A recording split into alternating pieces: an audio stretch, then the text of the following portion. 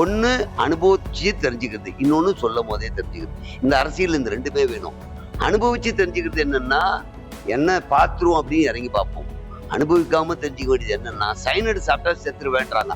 ஆஹா, நான் அனுபவிச்சுதான் தெரிஞ்சுப்பேன்னு சைனடை சாப்பிட்டு பார்த்தா உயிரோடு இருக்க மாட்டேன்.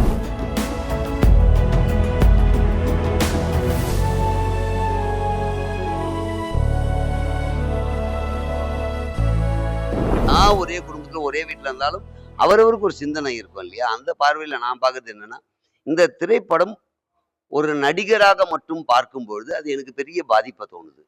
அவரை ஒரு அம், அரசியல் கட்சி தலைவர் அல்லது அரசியல் கட்சியை சார்ந்தவர்ன்றது உள்ள நான் போல.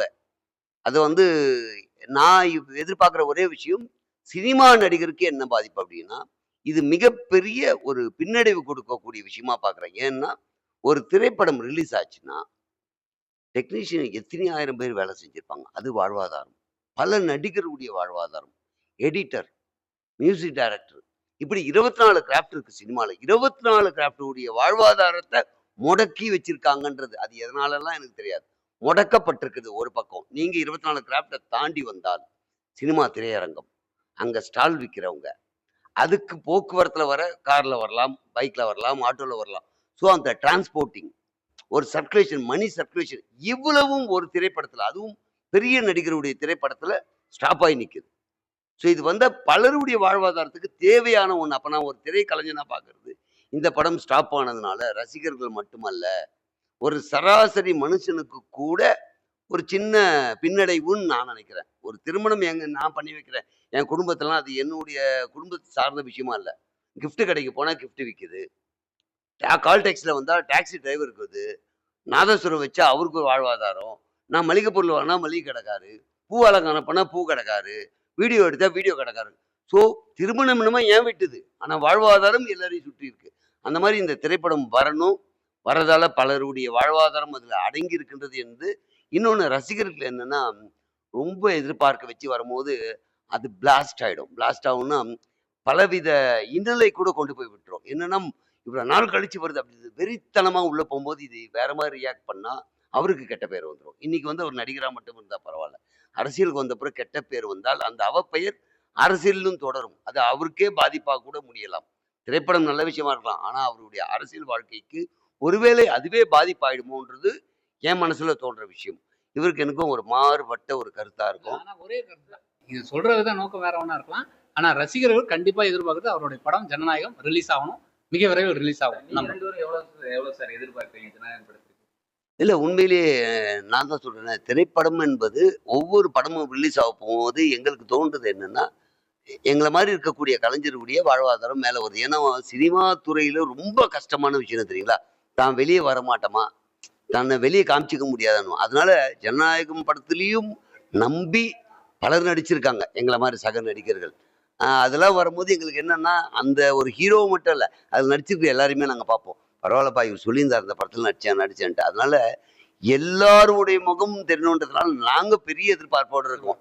இந்த படம் வந்து ரிலீஸ் ஆகணும் அப்படின்றது ரசிகனாகவும், ஒரு சராசரி மனிதனாகவும், ஒரு திரைப்பட கலைஞனாகவும் நான் எதிர்பார்க்கிறேன். கண்டிப்பா வரணும். விஜய் சாரோட அரசியல் வருகை நீங்க எப்படி சார் பாக்குறீங்க? அரசியல் வருகைன்றது அவருடைய தனிப்பட்ட ஒரு யோசனையாக இருக்கலாம். ஆனா அரசியலுக்கு வந்தப்புறம் இருக்கிற இன்னல்கள், பிரச்சனைகளை அனுபவ ரீதியாக தான் தெரிஞ்சுக்க முடியும். அதுதான் வந்து யதார்த்தத்தின் உண்மை. நீங்க எவ்வளவுதான் இப்ப நான் சொல்றேன், இது நல்லா இருக்கும் அப்படின்னு. ரைட். இது வந்து மோசமா இருக்கும். அனுபவிக்கும் போது தான் தெரியும். ஒண்ணு. இன்னொன்னு அனுபவமும் 2 படிப்பு இருக்கு. ஒண்ணு அனுபவிச்சு தெரிஞ்சுக்கிறது. இன்னொன்னு சொல்லும் போதே தெரிஞ்சுக்கிறது. இந்த அரசியல் இந்த 2மே வேணும். அனுபவிச்சு தெரிஞ்சுக்கிறது என்னன்னா, என்ன பாத்துரும் அப்படின்னு இறங்கி பார்ப்போம். அனுபவிக்காம தெரிஞ்சுக்க வேண்டியது என்னன்னா, சைனடு சாப்பிட்டா செத்துருவேன்றாங்க. ஆஹா, நான் அனுபவிச்சுதான் தெரிஞ்சுப்பேன்னு சைனடை சாப்பிட்டு பார்த்தா உயிரோடு இருக்க மாட்டோம்.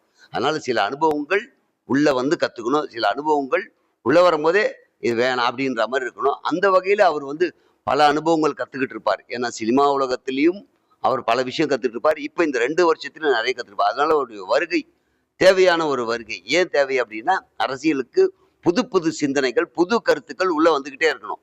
அது விஜய் சாரோட மட்டும் இருக்காது. இன்னும் அடுத்தடுத்து வந்துகிட்டே இருக்கும். விஜய் சாரே ஆட்சி பொறுப்புக்கு வந்தாலும் கூட பின்னாடி ஒரு சிலர் வந்துட்டு தான் இருப்பாங்க. ஏன்னா மாற்றங்கள் இருந்துகிட்டே இருக்கும். மாற்றங்கள் தேவைப்பட்டுக்கிட்டே இருக்கும்.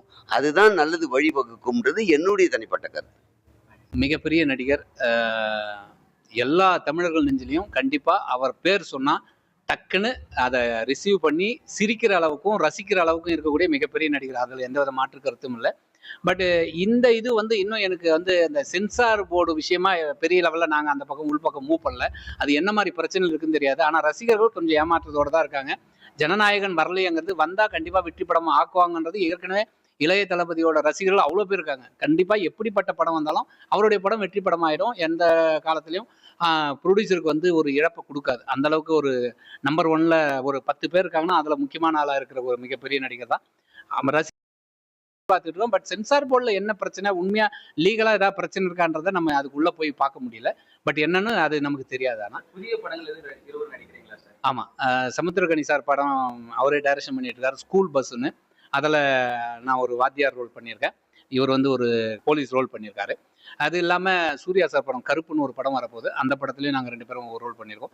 இன்னும் ஒரு 7-8 படங்கள் பண்ணிட்டு இருக்கோம். உங்களோட அன்பால், உங்களுடைய அந்த ஆசீர்வாதத்தால் நல்லாவே பண்ணி தேர்வு எழுதும் மாணவர்களுக்கு என்ன சொல்லணும்னா, எதுக்கும் பயப்படாதீங்க. என்ன படிச்சிருக்குமோ அதை தைரியமாக எழுதுங்க. ஒருவேளை உங்களுக்கு அந்த ஆன்சர் தப்பாக தெரிஞ்சா கூட பயப்படாதீங்க. அதை ஒன்று விட்டுட்டு என்னென்ன தெரியுமோ அதை எழுதுங்க. வாத்தியார்களே சொல்லுவாங்க, எந்த கேள்வி உங்களுக்கு சரியான முறையில் தெரியுதோ அதை ஃபர்ஸ்ட் எழுதுங்க. கொஸ்டின் மார்க் கரெக்டாக, கொஸ்டின் நம்பர் கரெக்டாக எழுதி அந்த ஆன்சர் எழுதிட்டே வாங்க. எது தெரியலையோ அதுக்கு லாஸ்ட்டாக டைம் எடுத்து யோசிச்சு எழுதுனாவே போதும். நீங்கள் நினைச்சதை விட அதிகமாக மதிப்பெண்கள் எடுக்கிறதுக்கான வாய்ப்பு அதில் தான் இருக்குது. எந்த காரணத்தையும் முன்னிட்டும் பயம்ங்கிறத தூக்கி வெளியே போட்டுருங்க. தைரியமாக எழுதுங்க. நீங்கள் தான் ஒரு மிகப்பெரிய சாதனை படைக்கக்கூடிய மாணவர்கள்.